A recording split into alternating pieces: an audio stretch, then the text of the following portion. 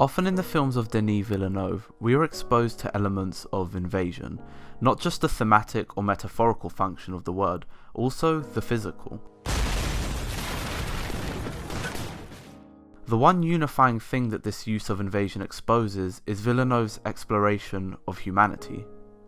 To make sense of this and analyse such, we will be looking at the entire filmography of the directors, and yes, spoilers may be discussed here or there. Before delving into his filmography, it's important to divide invasion into three subcategories: invasion of land, invasion of innocence, and invasion of privacy and identity. We'll start with land, in particular his two most recent directorial outings, Sicario and Arrival.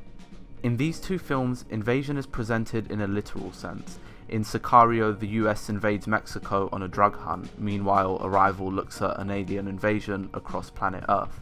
Immediately, Villeneuve begins to dissect humanity through this invasion. In Arrival, the aliens are treated with aggression and near military war. As the film unravels, we understand them to be nothing but peacekeepers attempting to keep Earth intact and make it somewhat of a better place. But it is the initial invasion in which Villeneuve explores humanity. The reaction to this outer being evokes feelings of xenophobia, racism, a fear of foreign things. The language barrier also makes this distinction.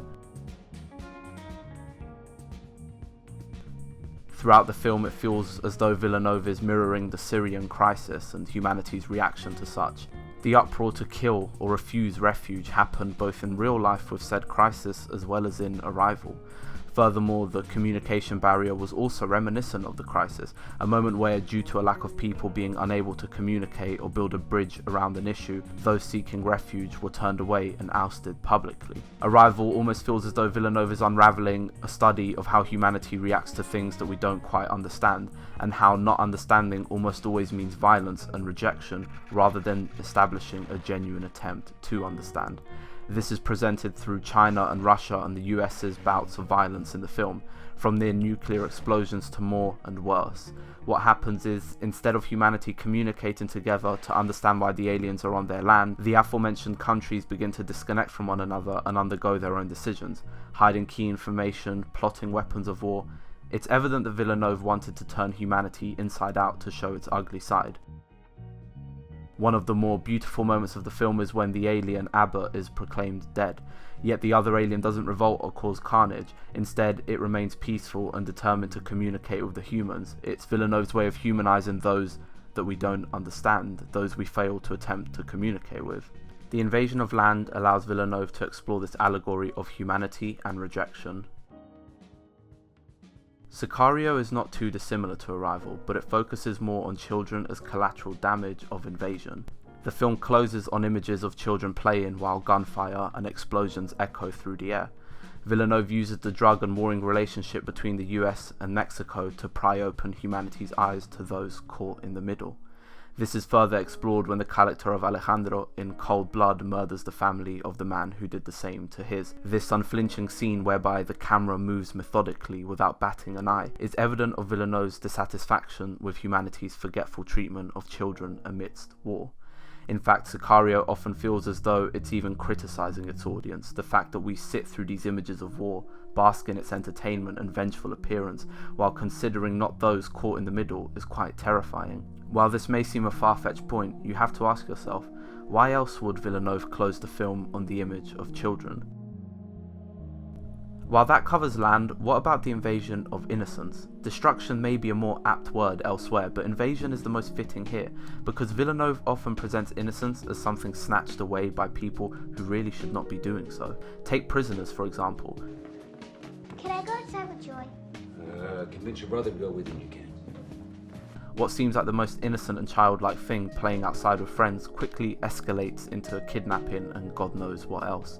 In this brief moment, which Villeneuve does not show, the children lose the purest essence of what makes them kids. When one daughter returns, she appears to have lost that childlike glimmer she once had in her eyes. She looks worn down, dishevelled by her experience. Villeneuve plays with the idea of her being forced and rushed to grow up due to this invasion of innocence. Yet the director doesn't just explore this within the children, he quite scathingly juxtaposes the kidnapper with the character of Keller. How? Well, think about it. He shows this unfurling of sheer brutality of Keller's towards the man he believes to have kidnapped his kid. Alex, played by Paul Dano, is disabled and seems to function poorly with the everyday person. Yet knowing this, Keller proceeds to torture and desensitize this guy. As the film ends, we realise Alex was not the person behind the kidnappings, but by the time it's revealed, Alex can no longer return to being who he was.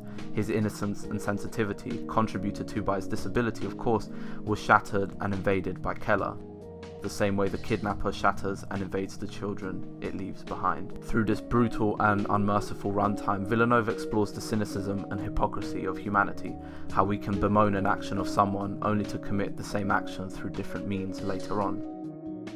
In fact, Villeneuve's earlier film, Innocence, also utilizes violence and brutality to explore the invasion of innocence. To keep things short, we follow the story of two adults learning about the roots of their mother and a brother they did not know they had. As things unfurl, we learn that the mother is raped when held captive in prison. The person who raped her, the estranged son she was forced to give up. The son who, when just a toddler, had his head shaved and was enlisted as a child soldier. Again, the child is taken out of his natural environment, his innocence invaded. The minute this dark side of humanity grasps this child by the arm, he becomes a cold and brutal man, and due to this invasion of innocence, he leads a miserable life committing unspeakable actions, one of those being the subsequent raping of his own mother, of which he is unaware. Through this abhorrent act, Villeneuve takes a lamenting and deep look at how humanity devalues innocence. In fact, he does so through the mother, despite her deep sadness when she realizes through a birthmark that it was her son who raped her. In her eyes you can see her almost self-blaming. Despite being the victim in the moment, she feels as though the child, now a man, has been a victim his entire life, a victim of humanity's lack of protection toward children. Much like Sicario and Prisoners, Villeneuve speaks deeply about how war and predators combine to strip children of their innocence. Lastly, we look at privacy and identity, particularly in Villeneuve's more art house film Enemy and his debut feature Polytechnique. Because many have not seen the latter, I will avoid spoiling it. The synopsis alone speaks to the invasion of identity, I suppose. In fact, let's start there. Polytechnique is a dramatization of the Montreal massacre of 1989, where several female engineering students were murdered by an unstable misogynist. Identity here is key. Villeneuve explores, or at least attempts to, the ugly subsector of humanity that deems the hatred of women to be normal. While his filmmaking is raw and still in its infancy, you see that one thing has remained through his filmography, and that's invasion. This is a physical invasion, yes, but it's also an invasion of identity, a singular moment in history where a woman's gender can leave her exposed to the violent misogyny of humanity.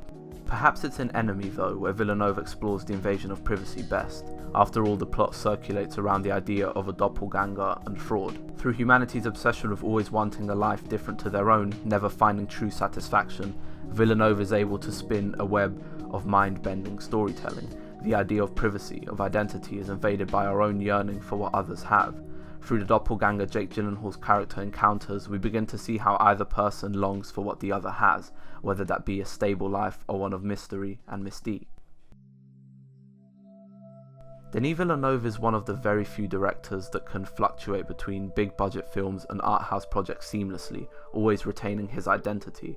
Within that identity is invasion as a means of exploring humanity. It's what makes him an important director, because every film he blesses his audience with is one that can resonate deeply with anybody, and one that always has something important to say about the state of our world.